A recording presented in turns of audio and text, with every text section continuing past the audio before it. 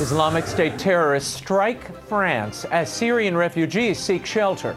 Congress votes to pause the refugee process. What should the U.S. be doing? Alabama Senator Jeff Sessions is here to discuss. And later, he's an award-winning chef and restaurateur with a mission to preserve the culinary heritage of New Orleans and the family table. We'll talk about food, faith, and the new book, Besh Big Easy, with Chef John Besh. And finally, in the wake of the attacks on Paris, ISIS is now threatening American targets. How vulnerable are we? Advisor to the Anti-Terrorism Caucus of the House of Representatives, Dr. Waleed Phares, brings us the latest. The World Over Live begins right now.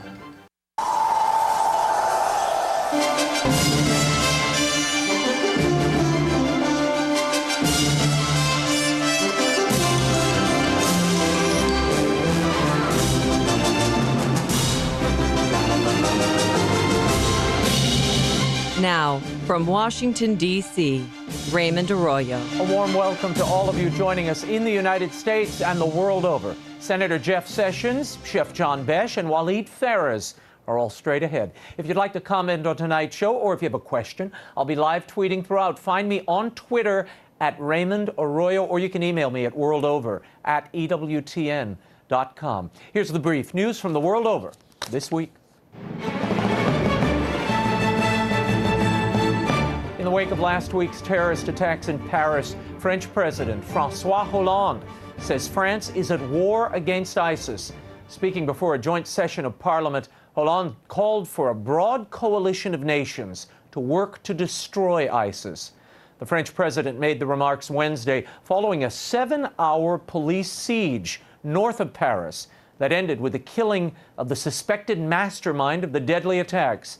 Earlier this week, U.S. President Barack Obama ruled out the possibility of U.S. ground troops being used to defeat Islamic State militants.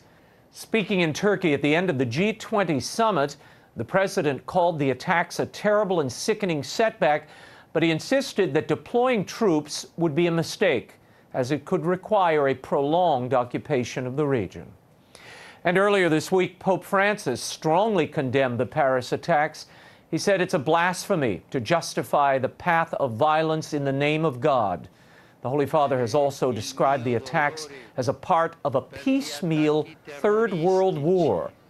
During Mass on Thursday at his residence, he appeared to also condemn the bombings of ISIS positions in Syria by France and Russia. He said, "Blessed are the peacemakers, as God has said. Those who create war, that make war, are cursed. They are criminals. The world today is at war piecemeal, a little here, a little there, and everywhere. There is no justification, and God weeps. Jesus weeps," the Pope said. He further charged that war is a decision driven by money, by those who say, "Let's make weapons because it will help the economy," end quote. Meanwhile, security was stepped up around the Vatican on Thursday following a warning from the U.S. State Department that St. Peter's Basilica could be a potential target for attackers. The U.S. Embassy in Rome sent out a security message for U.S. citizens. It suggested that militants may utilize similar methods used in the recent Paris attacks. A few hours earlier, Italian state TV reported that the FBI had passed information on to Italian authorities about possible targets, including St. Peter's Basilica, the cathedral in Milan, and La Scala. Children, the elderly, and even nuns were searched ahead of the Wednesday audience in St. Peter's Square. Pope Francis alluded to the extra security in his remarks, but said that the church's doors must always remain open. The Italian government has deployed 700 soldiers in Rome following last week's Paris attacks. And the terror attacks have raised the tenor of the debate on migration and security policies across Europe and the United States. According to Paris prosecutors, one of the attackers was a Syrian migrant who passed through Greece in October. He was one of the millions who have emigrated from Syria to neighboring countries and across Europe. Poland, Bulgaria, Hungary, Slovakia, Romania, and the Czech Republic have since September come out against an EU quota scheme to distribute migrants among its member nations.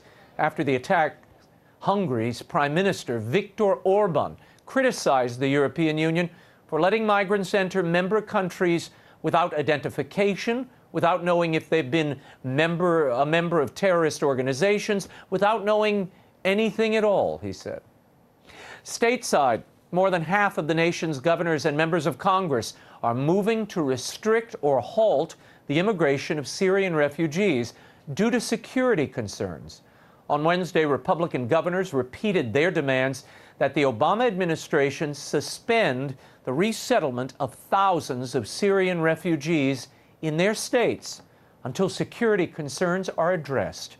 South Carolina Governor Nikki Haley. Our number one priority is to protect our citizens.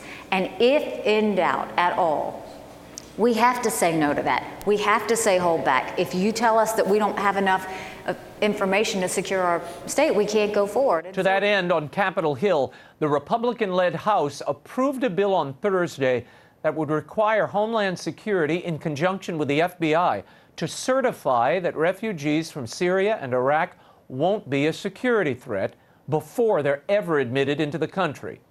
47 Democrats also supported the bill. President Obama has already pledged to accept some 10,000 Syrian refugees over the next 12 months, and he is threatening to veto that bill. Though ISIS is grabbing most of the headlines, Boko Haram has surpassed them as the world's most deadly terrorist organization. The Nigerian-based jihadi group was responsible for 6,644 deaths in 2014, according to the latest data published in the Global Terrorism Index. By comparison, ISIS claimed the lives of 6,073 people last year.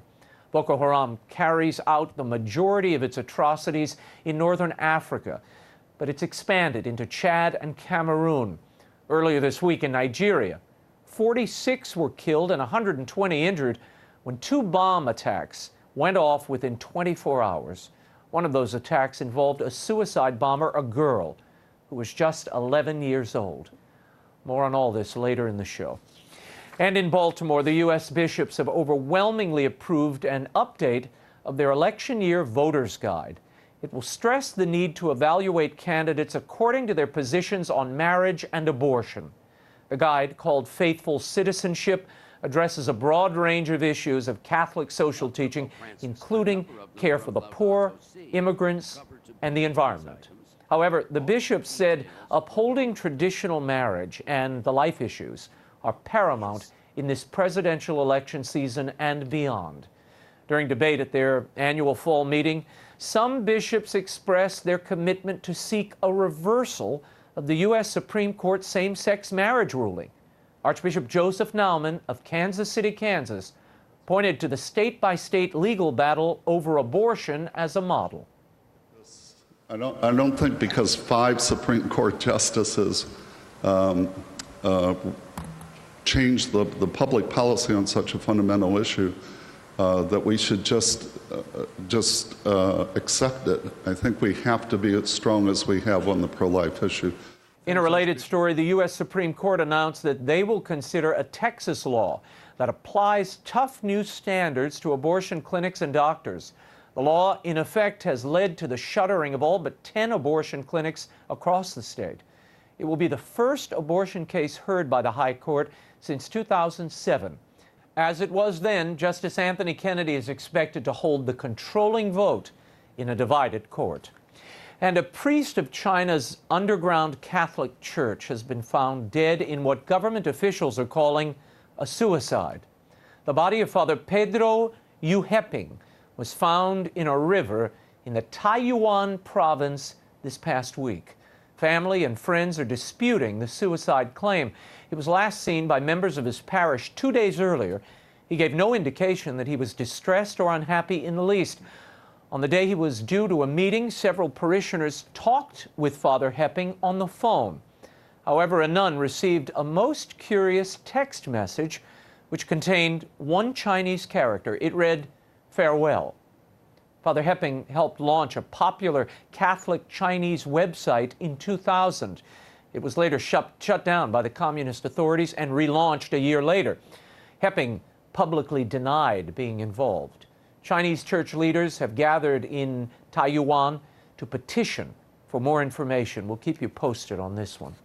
And Pope Francis caused quite a stir this past weekend by appearing to suggest that someone who is not Catholic could receive Holy Communion. During a question and answer session during a prayer service on Sunday, a Lutheran woman asked Pope Francis how she might finally achieve Eucharistic communion with her Catholic husband. In response, the Pope urged her to, quote, talk to the Lord about it and then go forward. He added, I wouldn't ever dare allow this because it's not my competence. The Catechism of the Catholic Church clearly states that because ecclesial communities have not preserved the reality of the Eucharistic mystery, intercommunion is impossible. And the investigative journalist who published confidential Holy See documents is speaking out against Pope Francis's decree that could land him in jail for 8 years. Emiliano Fittipaldi met with Vatican authorities on Monday. Investigators accused him and another journalist of crimes against the Vatican city-state and its security. In 2013, after the previous Vatileaks scandal, Pope Francis enacted laws intended to prevent public disclosure of internal documents. Fittipaldi said that, from my point of view, they are crazy charges, in the sense that in no democratic state, in no Western democracy, are there such restrictive laws on press freedom and expression, end quote. Two people who were part of a temporary commission to advise Pope Francis on reforms were arrested earlier this month on allegations that they leaked the documents to these journalists. And finally, it's beginning to look a lot like Christmas at the Vatican, and I need a lighter story. The Christmas tree in St. Peter's Square was erected on Thursday. Still bare, the 100-foot Bavarian will soon be decorated with over 1,200 decorations handmade by children suffering with cancer. The tree will be inaugurated December 8th on the opening of the Year of Mercy, the Jubilee year. And an interesting note about the selection of the tree, lumberjack Bernhard Wisklickel said the tree was chosen because of its twin tips, symbolizing the coexistence of two popes, Pope Francis and Pope Emeritus Benedict XVI. When we return, does the United States and Europe have a moral obligation to welcome Syrian refugees in the wake of the French terror attacks? Alabama Senator Jeff Sessions joins me to discuss that and much more when The World Over Live continues. Stay right there.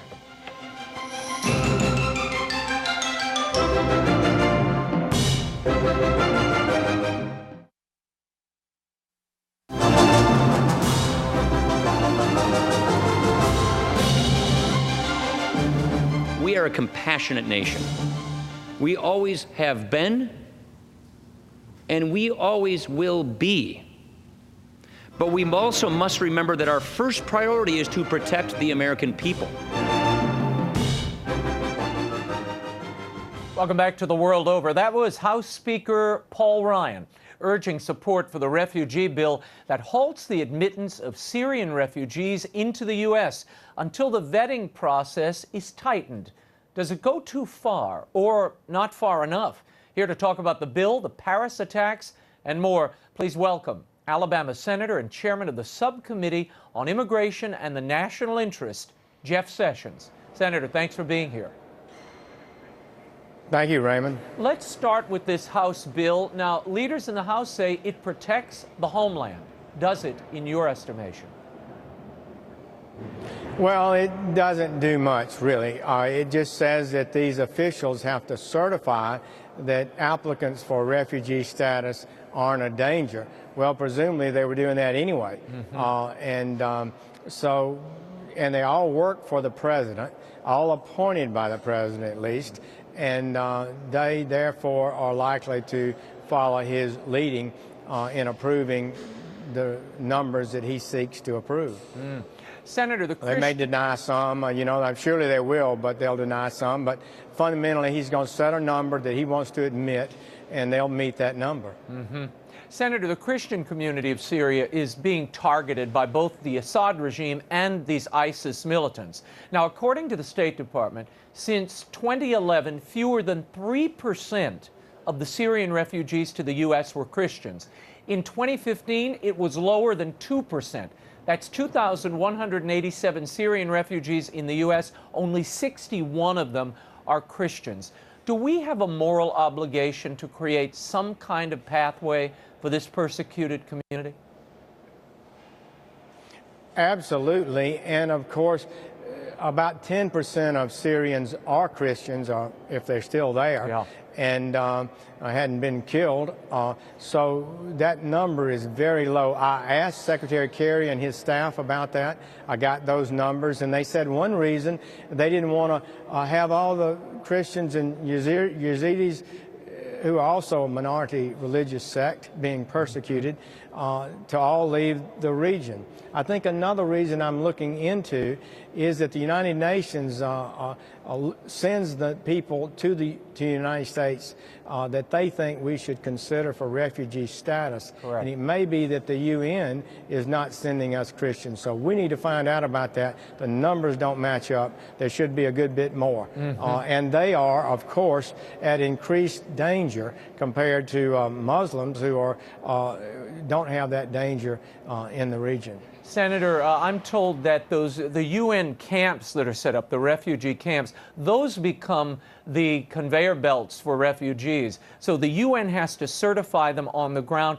and then they empty out their camps, essentially. But many Christians are afraid to go to the camps because they're ISIS penetrated. Who could blame them?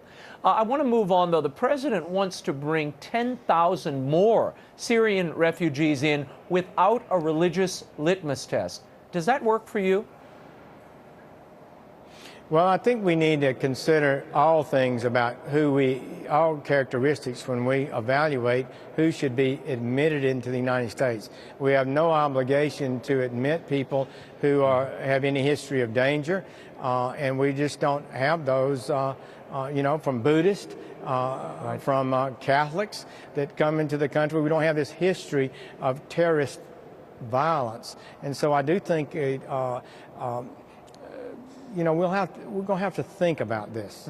I do not believe that there is a constitutional legal test to say a religion that's ideological as well as religious has some sort of constitutional right to enter the country. I don't think that's accurate, frankly, but it's a serious matter. We're going to have to talk about it in the weeks to come. Senator and one Sessions, thing about the 10,000 more, could I say this?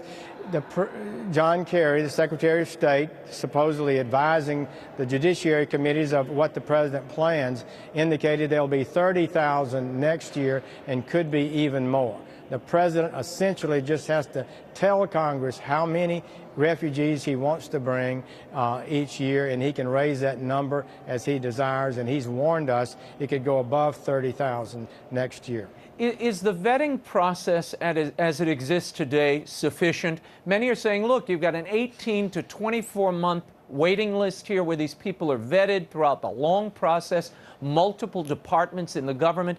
Is it sufficient to clear them, Senator? The problem is this. There's no way to do a real vetting of these refugees. For example, they say we're going to take biometrics. That means fingerprints or maybe a DNA.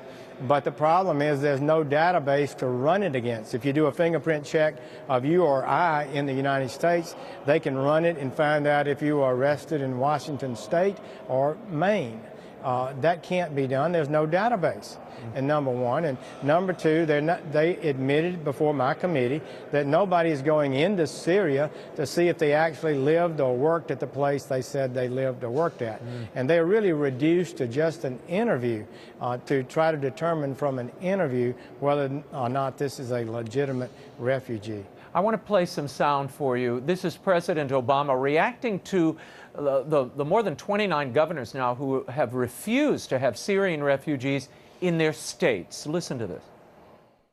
Apparently they're scared of widows and orphans coming into the United States of America as part of our tradition of compassion.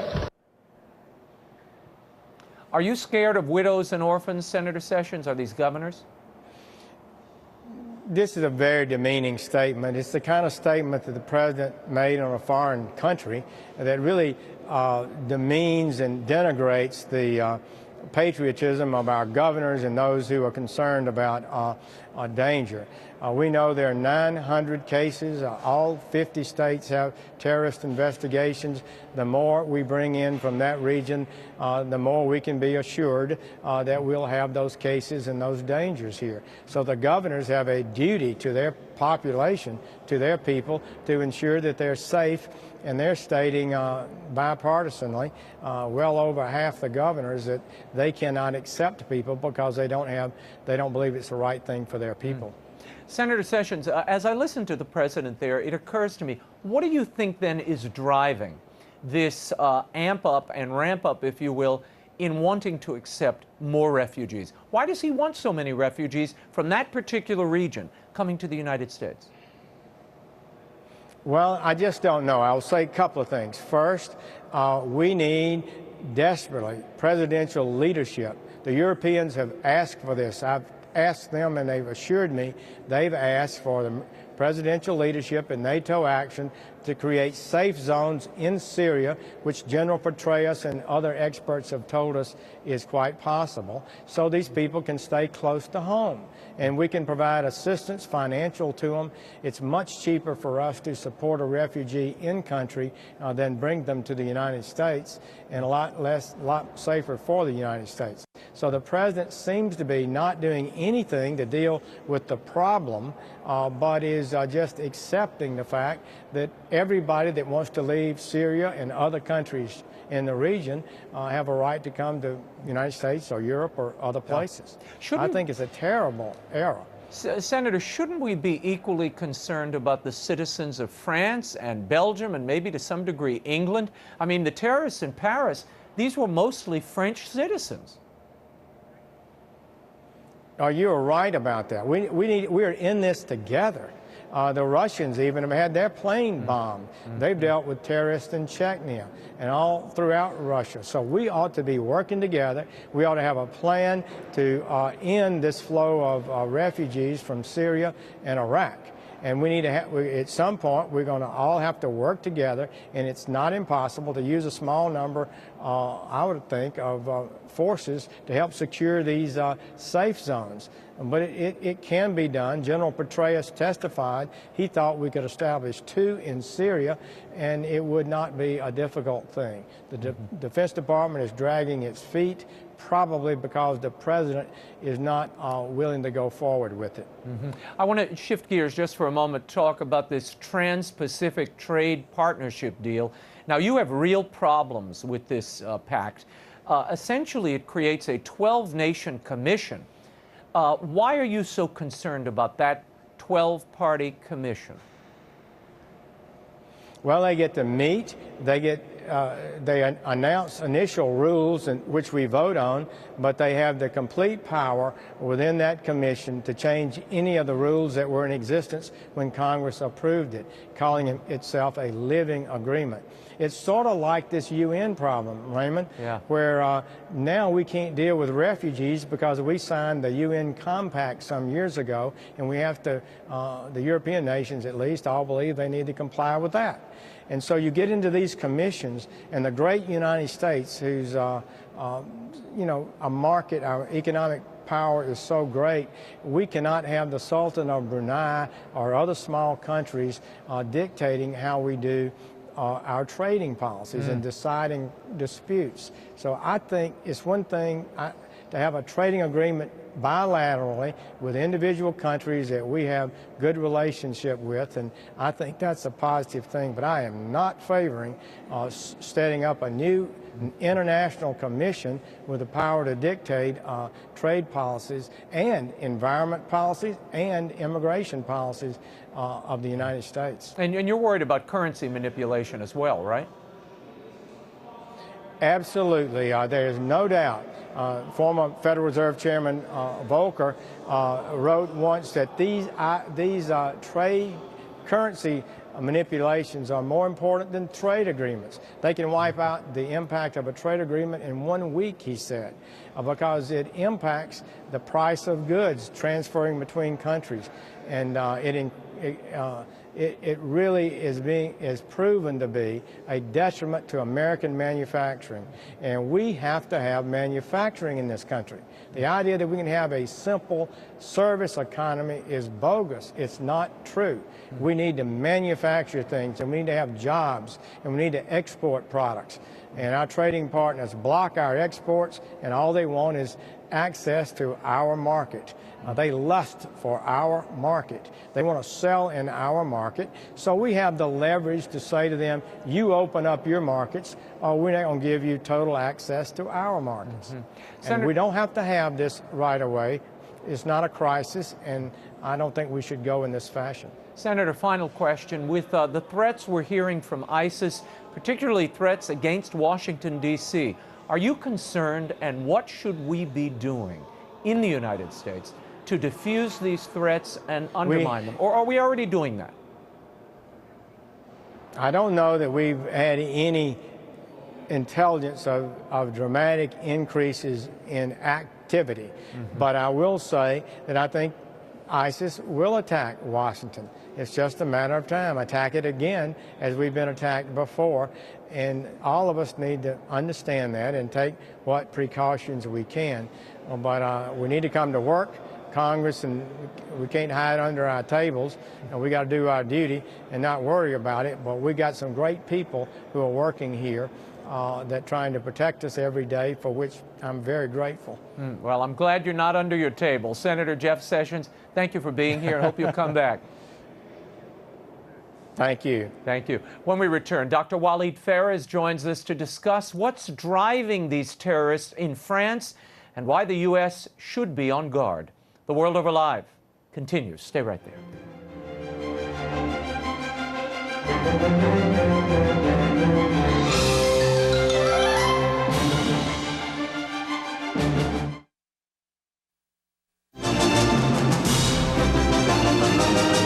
Now, once again, Raymond Arroyo. Welcome back to The World Over Live. He is an advisor to the Anti-Terrorism Caucus of the House of Representatives to help us understand what's driving the jihadists in Europe and the threats they could pose far beyond. We're joined by Dr. Walid Phares. Walid, great to see you again. Thank you for having me. Thank you for coming out. Of course. Why did the president, why have the heads of all these states in Europe underestimated the threat of ISIS and the threat of these cells in their midst? Well, number one, they were badly advised by an academic elite on both sides of the Atlantic, claiming that these are only people who are searching for jobs, and if they are frustrated, and these are individuals who become frustrated, they did not see the movement. And if you don't see the movement, you don't know how this is indoctrinated. If you don't see the ideology, you don't understand the movement. So I think it is time for the Europeans and the United States to revise our vision of what the jihadist movement is. Yeah, let's face it, this is about radicalization. Most of these perpetrators, these terrorists, are French citizens in the case of Paris. Right. So they were radicalized from within. Shouldn't we be focused on that, even in the United States? For the last 10 years, we have been in Congress and beyond Congress giving the advice that the real battle is a war of ideas. Because these individuals are not born jihadists. They become jihadists. They are indoctrinated. It's like a chip. It's like lobotomy. They put a chip in their head and they act as jihadists. Yeah. So what we don't have now, unfortunately, with the administration, Congress from time to time holds hearings, is a strategy to push back against that. We need to have NGOs. We need to have moderates. We need to have you know that we fund Arab media? Yes. We are paying millions of dollars. It's not doing a job. Let's move on for a moment, and it's a slight movement. When you look at Major Hassan at Fort Hood, the Fort Hood shooter, he was screened. He was a member of the military. What confidence do you have that we can screen refugees, never mind citizens, refugees coming in from other countries with no real paperwork? Are you confident that that process is a stable one? No. I have been in this business for the last 25 years, at least in America. I have seen every single type of jihadism. I have testified, briefed administrations and the legislative. And I can tell you that our bureaucracy is not able to screen for the simple reason that at least since 2009, maybe a little bit before, the Obama administration removed the most important element of screening, which is the ideology.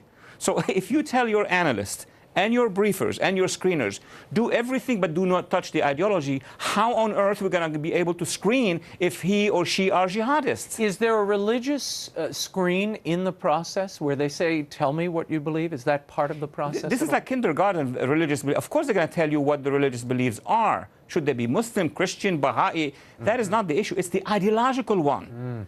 For example, one simple question, do you believe that the world is divided in the war zone in Dar al-Islam? I mean, this is very basic, but it's not about only screening. It's about detecting the ideological background. You know, we're talking about the tail, the head of this whole discussion. Guess where it is? In Syria and Turkey. Why from the beginning we are actually transferring a demography of Syrians 5 countries in 2 continents away. Yeah. Under international law, the refugees, when they move to another country, you have the international obligation to go and help them there. Right. And eventually back to Syria. Right, so they can repopulate their own homeland. What is that strategy that I don't understand? For example, the striking point is that look at the Palestinians who are in refugee camps around Israel. Why are we not shipping them to Arizona or California? So this means that there is a political reason behind it. So what is it? What is the political reason? I think that this shipping of demographies is organized by the Muslim Brotherhood. They want to get influence because the real goal of the refugees of Syria is to go back to Syria, to clean Syria, to liberate it, and to go back to their villages and homes and areas, not to become a migrant and shipped to other countries. And we were talking earlier, there's a safe zone in Syria that we could secure. Where is it? That's the biggest other issue. I mean, they're talking about, let's create a safe zone. We have a safe zone, meaning a zone that is not under the hands of Assad, not under the hands of ISIS. This is the northeastern part of Hasaki, as large as the country of Lebanon, controlled by Kurds who are our allies, by Christians who are our allies, by Sunni moderates who are our allies, having borders with Kurdistan in Iraq, having borders with Turkey. That is where we should begin working with. We should have the refugees who are inside Turkey moving to that zone, and we protect them and we give them aid. We don't need to ship them across the globe. And give them a possibility of going back home. Of course. All they have to do is to cross the border back home. You have 250 villages. You have airports in that area. Why are we bringing them to Kansas? They need to go home. That's what they tell me. That's what the Syrian refugee NGOs tell me. There was a story today. The Honduran authorities arrested 5 people with fake passports. They had Greek passports. They had come in from Syria. They were all fake. How confident are you in the paperwork these people are carrying? Bishops have told me, priests have told me in Syria, they've got lines of converts, people converting. Oh, yeah. All they want is a baptismal ticket because that's their passport to refugee status. Well, that's easy, Raymond. Once there is no policy to return them back home, once there is no American and Western strategy to solve their problem, they're going to solve it by themselves. They're going to buy any document. They're buying documents to get to Greece, and then from Greece to Serbia. It's complete chaos. And you know, in Syria, you have the government, and then you have 3 or 4 zones, and each zone can issue documents at will. Do you think this is going to essentially secure and shut down the member states of the EU? Do you think they're going to lock down? Initially, Hollande locked down the borders of France. Do you see that spreading? Or no? Of course. I mean, look at first the Eastern Europeans, the Czech Republic, the Slovaks, the Poles. They understood what this wave is all about. They analyzed it. They were under authoritarianism. They know how penetration occurs. Now it's Western Europe, after what happened in France and in Brussels, they are considering more measures on the borders. We're going to put a little video up. I'm not going to play it, but I'll let people see a clip of it. This is from ISIS. They are threatening to attack Times Square, presumably on the day you would attack Times Square, New Year's Eve. How credible are these threats, or is this just propaganda trying to beat their chest? They've also threatened Washington, D.C. It's both, Raymond. I mean, when ISIS or any jihadi organization issues a threat, It's serious. It expresses actually their strategic decision. Do they have the means? That's a different story. But with every video that I have seen over the past many years, you have the hidden goal, which is to activate. It's like in science fiction movies. It's to wake up the monster. You are activating those who are in touch with you better. You are activating those who are self-radicalized, who don't have your phone number. That's how you activate them. I want an operation in New York. I want an operation in Washington. And then they hear the self-jihadi who are inside the United States would hear and would try. That's why there is no direct connection between a video and a cell.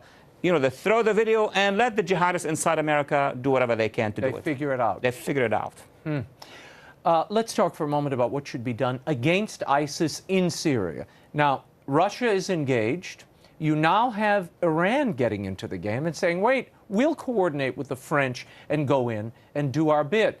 Where is the United States? Is there a role for the U.S. to be played in light of the fact the American people do not want troops on the ground? We don't have to have troops on the ground. There are so many armies on the ground. There are tens of thousands of troops on the ground. All what you need to do, Raymond, but of course it needs maybe a different decision by this administration or between us, another administration to do it. You have two cities, the two capitals of ISIS. One is in the Sunni area of Syria, it's called Raqqa, and one is in the Sunni area of Iraq, it's called Mosul. These are two cities, and everything in between is desert and little villages. So what you need to do is not to have the Russians or the Iranians or the Iraqi Shia government or the Alawis or even the Kurds. Just have a super multi-force from the Arab world moving from the south. Jordan, Egypt, Saudi, UAE, they are American allies. They are trained with us. They have our equipment. Egypt is fighting in Sinai. Saudi and UAE in Yemen, they know what to do. But you know what they tell me, their diplomats? They don't have the green light from here. If they go up, they're not touching the Shia areas. They will liberate those areas and then give them back to legitimate people. Waleed Phares, before I let you go, how prepared are we in America for this kind of free-roving, antic attack like we saw in Paris? It's a difficult question. Our law enforcement are the best in the world. They are active in 50 states going after the ISIS threat. The problem is that they need the support of our public. They need our politicians to inform the American people that we are at war and we need your help. Because if we have 300 million Americans looking out for that threat, it will help the FBI, it will help the law enforcement. And they've been very successful in doing that so far. But as this threat increases, and given recent history, they're here. They're not going to come in as refugees. Oh, no. They're already here. Yeah. And we saw that with the Tsarnaev brothers, the Boston bombers. These kids came through Catholic Charities, processed them, and moved them into Boston. Where was the screening? How do you know? Because they weren't radicalized. Chances are they weren't radicalized when they walked in the door. So what do you do? How do you defend against the radicalization, particularly these young men? You're going to begin from the beginning. You're going to ask the administration, declare what is the ideology, give us the green light to go after the indoctrination, and open that war of ideas that we have not done before. Very good. Waleed Phares, always fascinating. Thank you. Waleed's prescient book, The Lost Spring, U.S. Policy in the Middle East and Catastrophes to Avoid, is available at bookstores everywhere and online. When we return, to clean our palate a bit, he's a culinary institution in New Orleans. Up next, an award-winning chef who wants to keep your family around the dinner table. Chef John Besh in an exclusive interview when The World Over Live continues. Stay right there.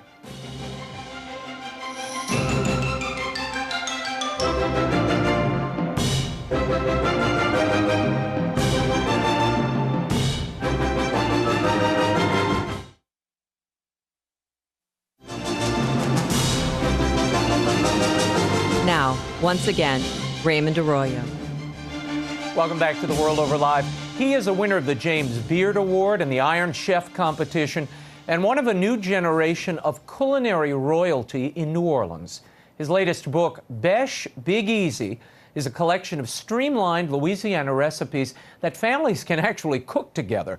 I recently caught up with John Besh at one of his 12 restaurants, Luke, in New Orleans, to talk about his journey, the importance of the family table, and much more. Here's my exclusive interview with Chef John Besh.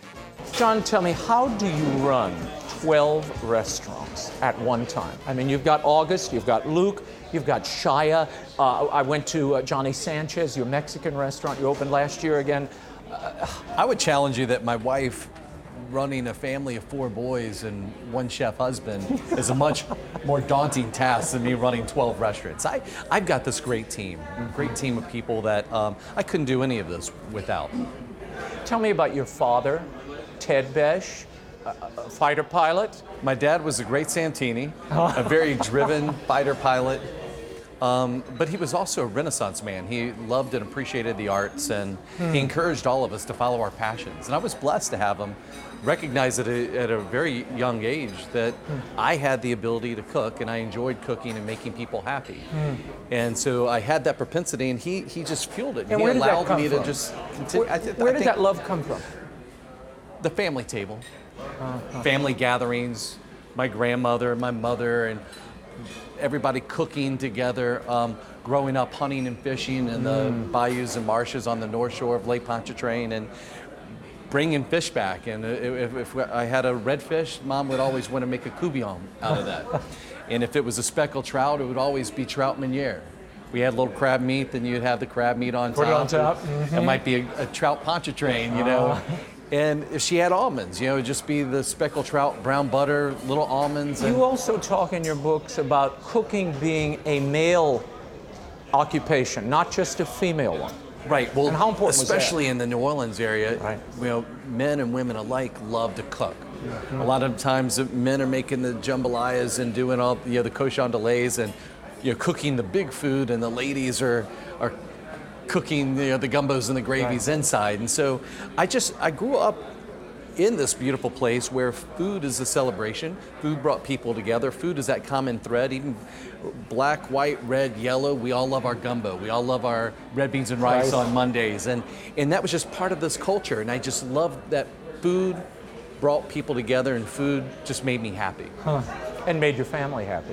In 1977, your father has a terrible accident. He's hit by a drunk driver. He's paralyzed. I know he was a planner. You always talk about him being such a planner. This was not expected and couldn't be planned for. No, of course not. How did it change him and you?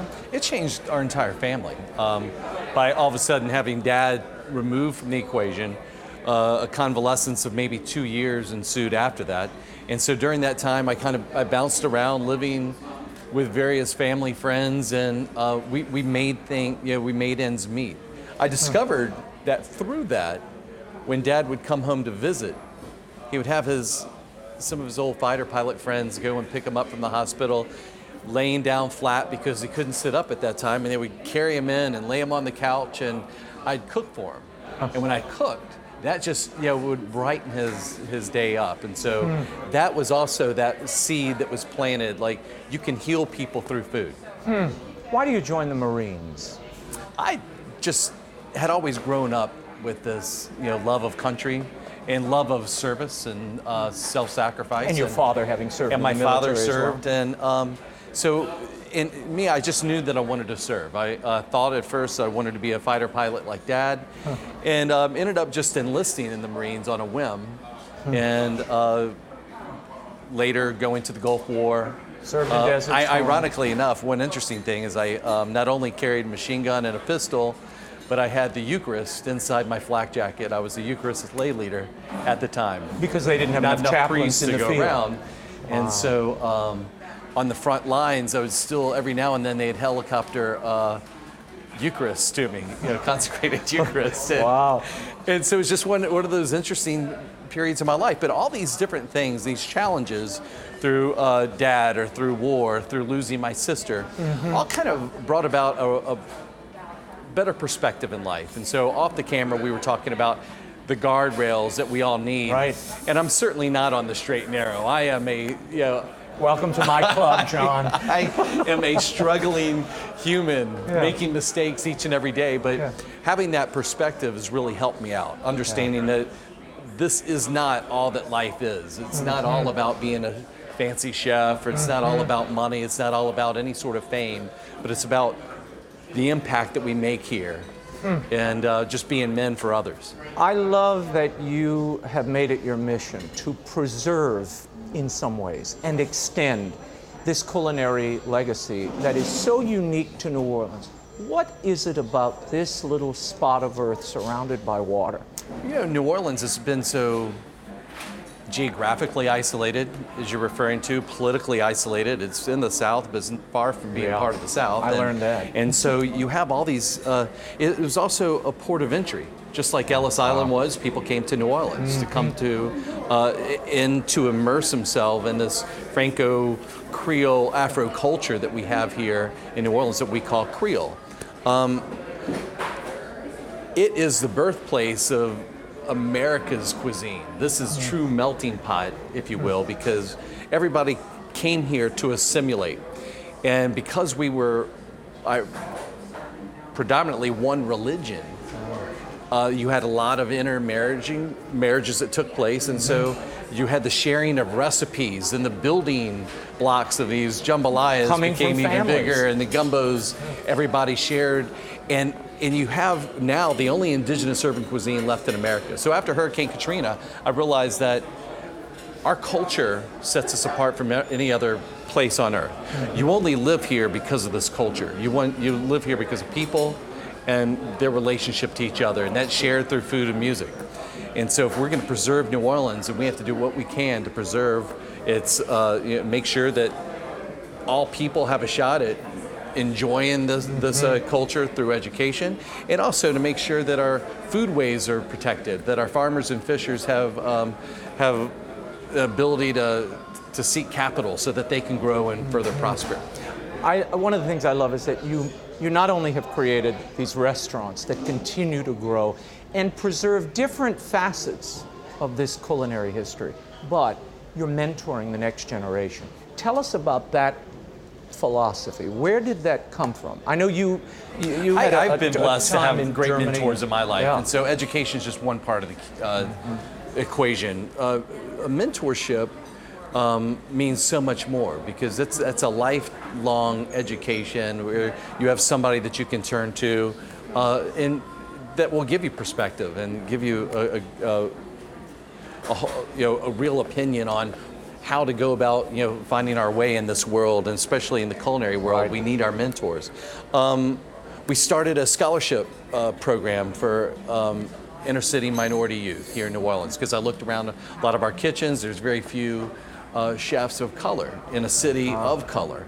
I just saw that as a problem, a big problem. It's something that I could do something about. And so we started the Chef's Move initiative, and it offers scholarships and mentorships to young inner city youth. They go to New York, they work with the best and the brightest in New York, they come back with this education and work knowledge and this mentor that they've had along the way, and then they have to stay here in New Orleans. And 2 years?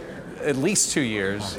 I think almost all of us from New Orleans are going to end up dying in New Orleans. Why would anyway. you go anywhere else? And so what's interesting is that 100% of all the people that have graduated so far have, upon coming back, jumped right back into the community, mentoring others themselves, bringing people to a place of enlightenment that, through education and hard work and good family relationships, you can do anything in this town. You opened your first restaurant, August, just as September 11th hit. Right. Probably the worst week one could choose outside of Katrina to open a restaurant. Hardship has sort of marked the entryway of each of these restaurants. I hesitate to say, as you're about to reopen the Caribbean Room at the Pontchartrain, but we'll get to that later. Tell me about that I think opening of the first restaurant. It was challenging. But people had it much worse than I. And what I saw it as a challenge. I see many of these hardships that we come across as challenges that we need to overcome. We're only going to get there through the help with each other, and the help of many, many prayers and blessings. And so through that, we learned how just to be very efficient when we started August. And you were worried you were going to go bankrupt. Oh, I thought for sure we would. And then after, just before Hurricane Katrina hit, I pay my investors off, and it's just myself and the bank in a huge banknote. Oh. And then get hit with Katrina. I thought for sure we were going out of business then too, but we were blessed to have resources, and a couple of my Marine friends started rescuing people leading people in on convoys of boats into the city, taking people, rescuing people from the flooded areas. And so at that point, it hit me, God's put me here on this earth for a reason. We can rescue, sure, but people are hungry and I can feed. And so we started this feeding project of just making red beans and rice around the clock. For the first responders. For first people, evacuees and refugees, and then for the first responders. And after they were fed, we started feeding on a commercial basis. We started then feeding the oil field workers that came back that needed that were working on the refinery. So a good deed turned into a life-saving or business-saving venture. But it was interesting that it would also became very clear to me that it was also important to be a great employer. It was noble to give somebody good employment, good pay, good benefits. And that's what really gave birth to what we know today. And all the people that came back to help me out now have become my partners in every venture that we have. Wow. And that's been exciting, just to watch those chefs and sous chefs blossom into their own people. And now Alon Shaya is uptown with his namesake restaurant, Shaya, just won Restaurant of the Year. Yeah.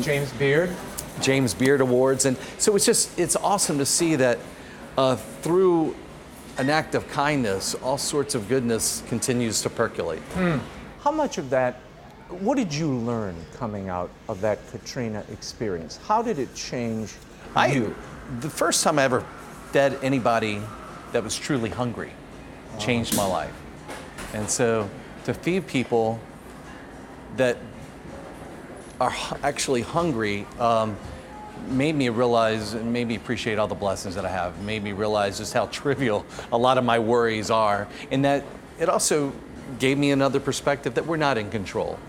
And I don't control any of this. I'm doing the best that I can do to be a steward of it, but it's not going to last forever, and I have to maintain it, and I have to plant good seeds along the way.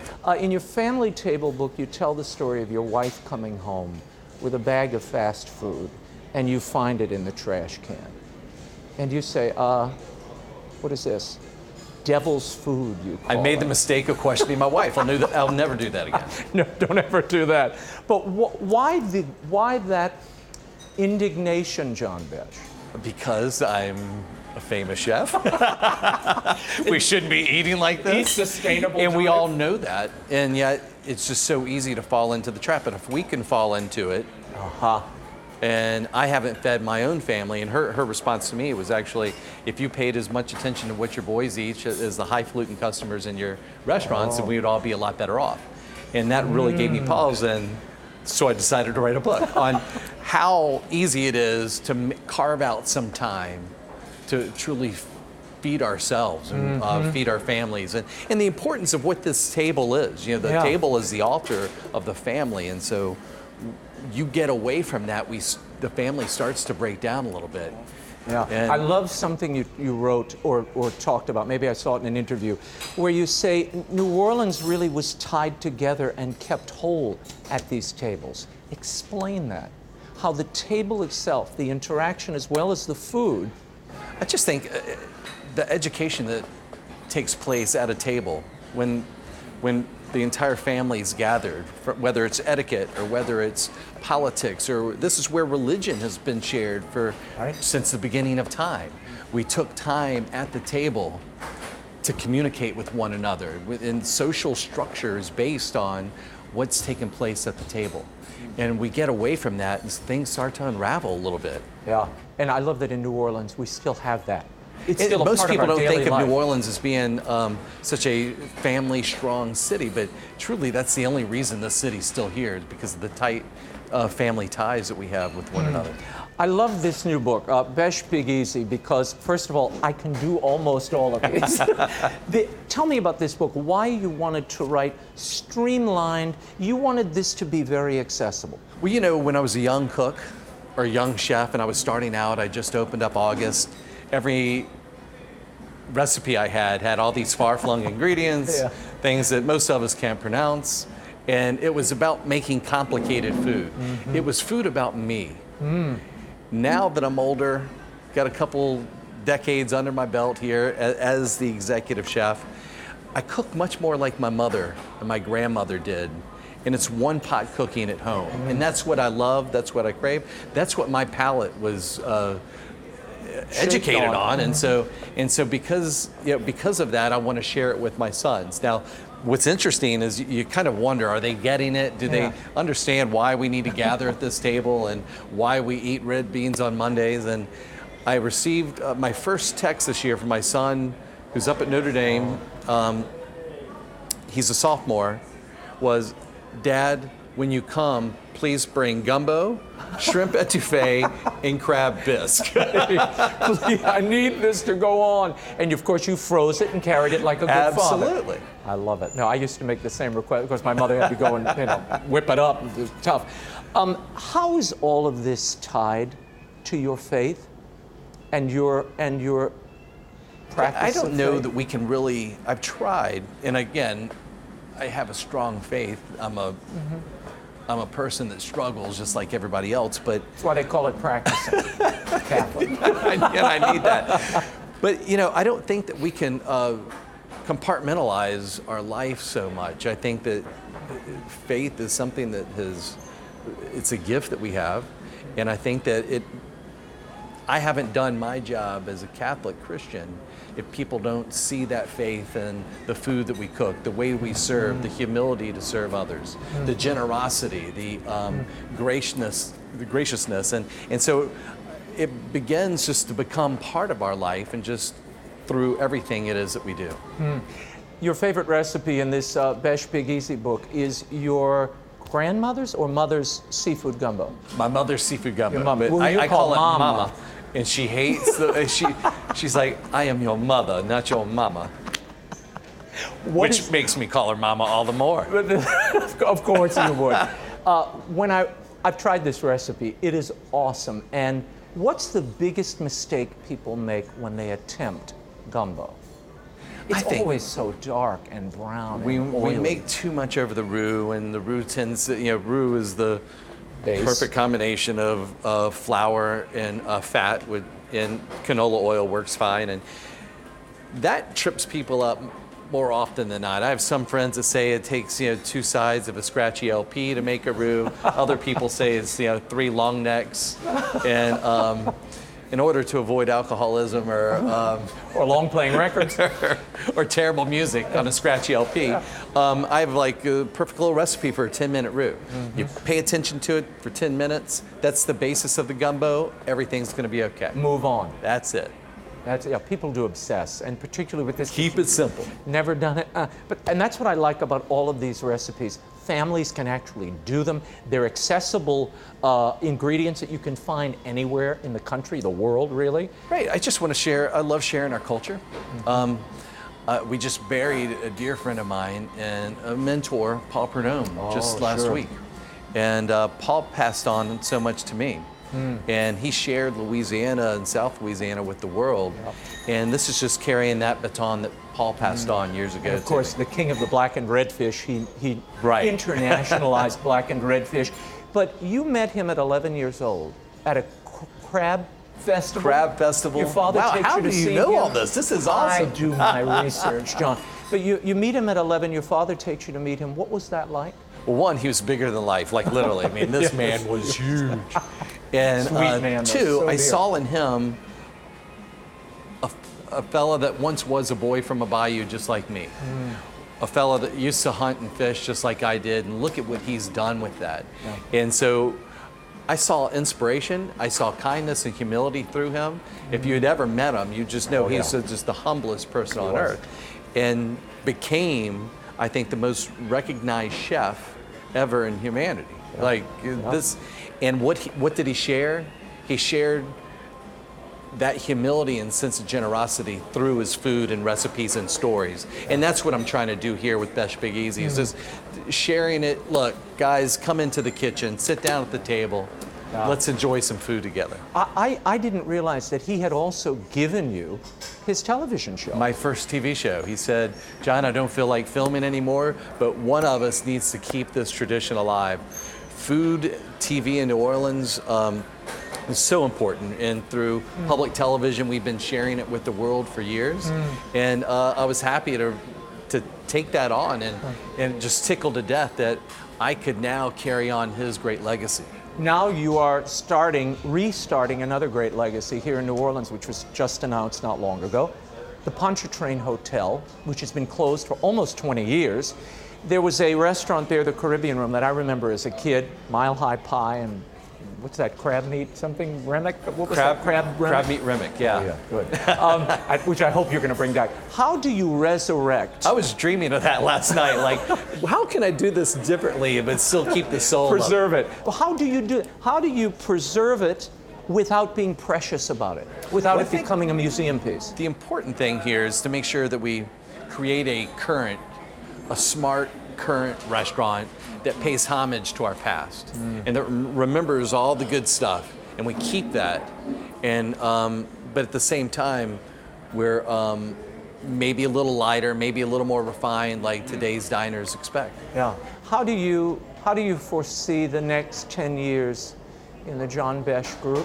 What do you want to do next? Each year has really been a dream, and so things happen in my life I can't imagine, I could have never imagined happening. Yeah. And so I'm excited just to be able to live this life and to see it progress. And what I love now is I'm investing in all those sous chefs that have been with me for years.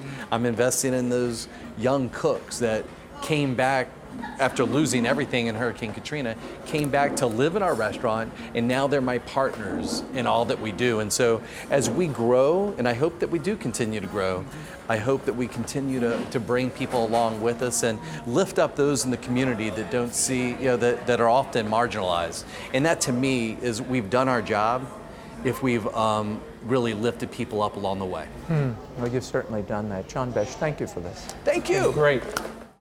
Besh Big Easy by Chef John Besh is available at bookstores everywhere and online. It's a great introduction to the cuisine of my beloved New Orleans, a terrific Christmas gift, and now I know what I'm making for Thanksgiving, so it's good all around.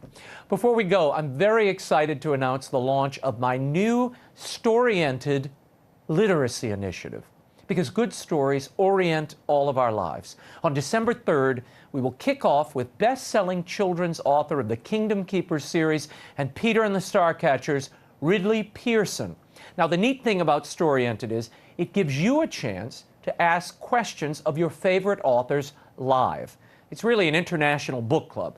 So I'll explore the author's background, the stories that shaped their work, and then you get to tweet or call in your questions live. Be sure to join us on December 3rd, and Ridley Pearson's latest Kingdom Keepers, The Return, is at bookstores everywhere. Well, that's all the time we have until next week. The show continues on Facebook and Twitter. Like me on Facebook, follow me on Twitter for the latest. The links are at RaymondArroyo.com. And don't miss our Thanksgiving show. Best-selling author George Weigel will be here, as well as some guests that we are most thankful for. Until then, we'll be scouting the world over for all that is seen and unseen. On behalf of the staff and crew of EWTN News, thanks for watching. I'm Raymond Arroyo from Washington, D.C. Bye now.